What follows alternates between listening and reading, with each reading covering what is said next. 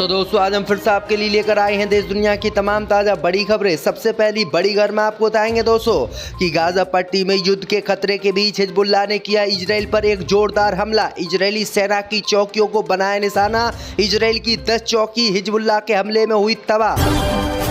रामपुर से समाजवादी पार्टी के सांसद मोहिबुल्लाह नदवी की संसद संस्था पर मंडराया खतरा। कोर्ट ने जारी किया नोटिस, रामपुर से सीट हो सकती है खाली।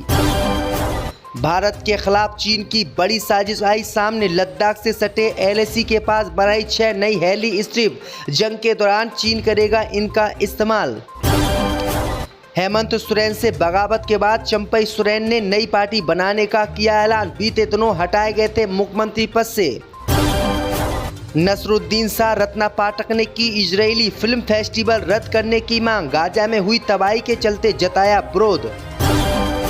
17 सितंबर के बाद नरेंद्र मोदी से छीन ली जाएगी पीएम पद की कुर्सी। भाजपा के सांसद सुब्रमण्यम स्वामी ने किया दावा। पूरी भाजपा में मची हलचल। तो दोस्तों सभी खबरों को आपको एक एक कर बताने वाले हैं। वीडियो को लाइक कर चैनल को सब्सक्राइब कर दें। इसी बीच पर तो दोस्तों अगली खबर की ओर, तो युद्ध के खतरे के बीच हिजबुल्लाह ने किया इजराइल पर एक और हमला। इजरायली सेना की चौकियों को बनाया निशाना, 10 सैनिकों की मौत।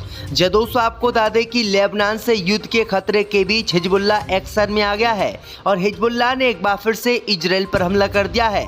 बताया जा रहा है कि हिजबुल्लाह ने फिलिस्तीन की कब्जे वाली जमीन पर इजराइल की हमला किया है और इजराइल की 10 चौकियों को निशाना बनाया है, जिसमें कई इजरायली सैनिकों के मारे जाने की खबर है। वहीं आपको बता दें कि गाजा पट्टी में युद्ध विराम के प्रस्ताव को खारिज होने के बाद हिजबुल्लाह ने ये कार्रवाई की है। इससे पहले भी हिजबुल्लाह ने कई बार इजराइल के क्षेत्रों पर हमला किया था, जिसमें इजराइल को काफी नुकसान हुआ था। यानी हमास के बाद अब हिजबुल्लाह एक्टिव हो गया है और हिजबुल्लाह लगातार इजराइल पर हमला कर रहा है। इसी बीच पर तो दोस्तों अगली खबर की ओर, तो रामपुर से समाजवादी पार्टी के सांसद मोहिबुल्लाह नदवी की संस्था पर मंडराया खतरा। कोर्ट ने जारी किया नोटिस। दोस्तों आपको बता दें कि रामपुर से समाजवादी पार्टी के सांसद मोहिबुल्लाह नदवी की लोकसभा सदस्यता पर खतरा मंडरा रहा है। इलाहाबाद हाई कोर्ट ने उन्हें नोटिस जारी कर जवाब मांगा है। दरअसल आपको बता दें कि चुनाव निर्वाचन रद्द किए जाने की मांग वाली याचिका पर सुनवाई करते हुए हाई कोर्ट ने ये नोटिस जारी किया है। दरअसल आपको बता दें कि बीजेपी उम्मीदवार और पूर्व सांसद घनश्याम लोधी ने नदवी के खिलाफ चुनाव याचिका दाखिल की है। याचिका में उन्होंने कहा है कि नदवी ने अपने नामांकन पत्र में कई जानकारियां छुपाई हैं। इस आधार पर उनका निर्वाचन रद्द किया जाना चाहिए। जस्टिस सी के राय की सिंगल बेंच मामले की सुनवाई कर रही है और अब नदवी को एक नोटिस जारी किया गया है। इस नोटिस में नदवी क्या जवाब देते हैं, ये देखने वाली बात होगी। इसी बीच पर तो दोस्तों अगली खबर की ओर, तो भारत के खिलाफ चीन की बड़ी साजिश आई सामने। लद्दाख से सटे एलएसी के पास बनाई 6 नई हेली स्ट्रिप। मोदी सरकार की उड़ी नींद। दोस्तों आपको बता दें कि एलएसी पर भारत के साथ शांति से मुखर चीन अपनी नई साजिश में लग गया है, जिसका खुलासा होते ही मोदी सरकार की नींद उड़ गई है। बुधवार को सैटेलाइट तस्वीरों के जरिए खुलासा हुआ है कि चीन ने लद्दाख से सटी एलएसी पर 6 नई हेली स्ट्रिप बनाई है। लद्दाख के डैम चौक से इन हेली स्ट्रिप की दूरी महज 160 किलोमीटर है। भारत और चीन के बीच कई दौर की बैठकों के बाद भी साल 2020 में गलवान घाटी विवाद को लेकर कोई सहमति नहीं बन पाई है। साल 2020 में हुए विवाद में दोनों पक्षों के कई सैनिकों की जान भी चली गई। ऐसे में एक बार फिर से चीन की ये हरकत भारत के साथ उसके रिश्तों में तनाव पैदा कर सकती है। वहीं आपको बता दें कि चीन ने इस हेली ट्रिप को बनाकर मोदी सरकार की नींद उड़ा दी है और इससे भारत से युद्ध के दौरान काफी चीन को मदद मिलेगी। चीन ने भारत के पास में कई बस्तियां भी बनाई हैं जो मोदी सरकार की नींद उड़ाए हुए हैं। इसी बीच पर तो दोस्तों अगली खबर की ओर, तो महाराष्ट्र में विधानसभा चुनाव से पहले शरद पवार को केंद्र से मिली जेट प्लस सिक्योरिटी। सुरक्षा में तैनात रहेंगे सीआरपीएफ के 55 जवान।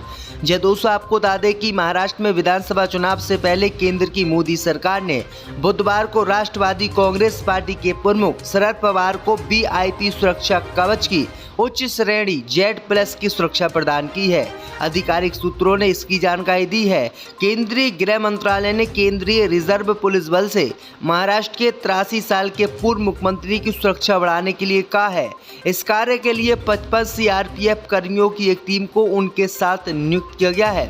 दरअसल आपको बता दें कि महाराष्ट्र में विधानसभा चुनाव है और महाराष्ट्र में विधानसभा चुनाव से पहले शरद पवार पर कोई हमला ना हो जाए, इसलिए मोदी सरकार ने सीआरपीएफ के 55 जवानों को उनकी सुरक्षा में तैनात किया है। यानी अब शरद पवार बिल्कुल सेफ रहेंगे।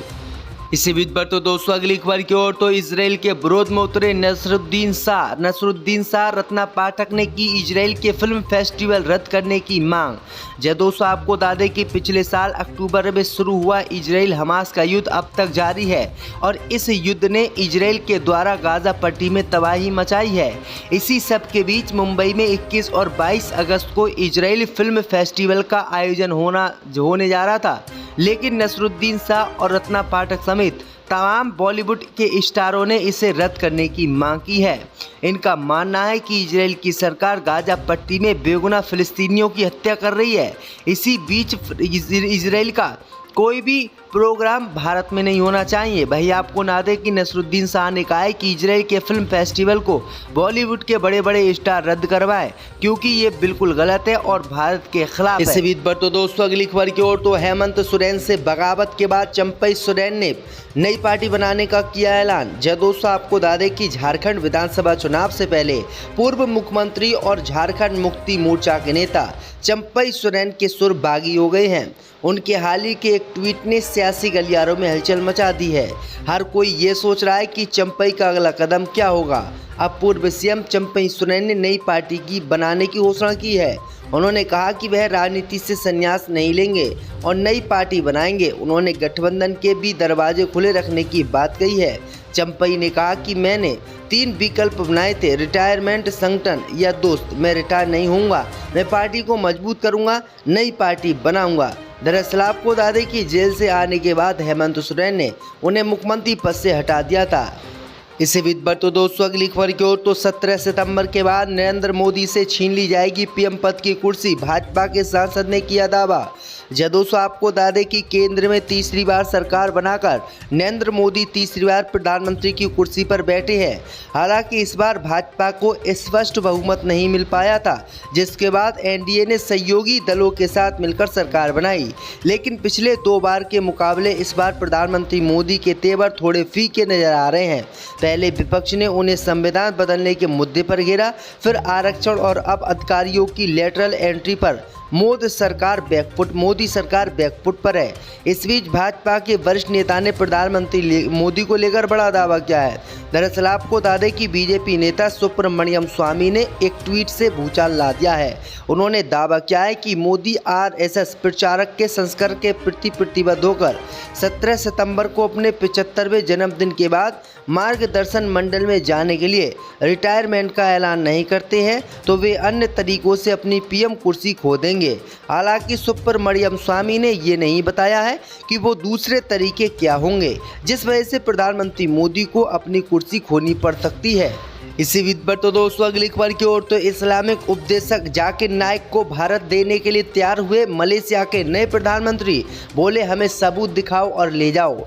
जय दोस्तों आपको बता दें कि मलेशिया के प्रधानमंत्री अनवर इब्राहिम ने ऐलान किया है कि वह जाकिर नाइक को भारत के लिए देने के लिए तैयार है, लेकिन वो जाकिर नाइक को तभी भारत के लिए देंगे जब भारत उनके खिलाफ कोई सबूत मलेशिया को दिखाएगा। वहीं आपको बता दें कि भारत के सबूत देखने के लिए मलेशिया के प्रधानमंत्री अनवर तैयार हो गए हैं। दरअसल आपको बता दें कि अनवर इब्राहिम का कहना है कि मोदी सरकार अगर हमको जाकिर नाइक के खिलाफ कोई सबूत दिखाएगी तो हम उनको भारत को सौंप देंगे और भारत फिर उनके खिलाफ कार्रवाई कर सकता है।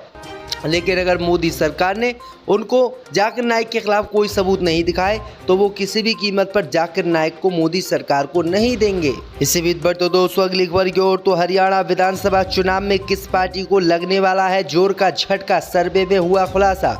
जब दोस्तों आपको बता दें कि हरियाणा में विधानसभा चुनावों की तारीखों के घोषणा के बाद अब सर्वे के नतीजे आने शुरू हो गए हैं, जिसमें ये दिखाया गया है कि किस पार्टी को कितनी सीटें आएंगी।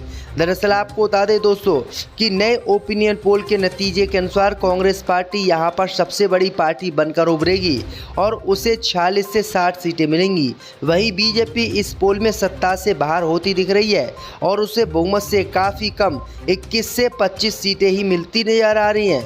जननायक पार्टी को भी इस पोल में पिछले चुनाव के मुकाबले काफ़ी कम सीटें दिख रही हैं, 2 से 5 सीटें जीत सकती है। वहीं आपको बताएं दोस्तों कि इस बार की बात करें तो इस बार हरियाणा विधानसभा चुनाव में पूर्ण बहुमत की कांग्रेस की सरकार बन रही है, जबकि भाजपा और जेजेएम का सूपड़ा साफ हो रहा है। दरअसल आपको बता दें कि पिछली बार भी कांग्रेस पार्टी ने काफ़ी अच्छा प्रदर्शन किया था और सरकार बनाने से कांग्रेस चूक गई थी, लेकिन इस बार पूर्ण बहुमत की सरकार कांग्रेस की हरियाणा में बन रही है।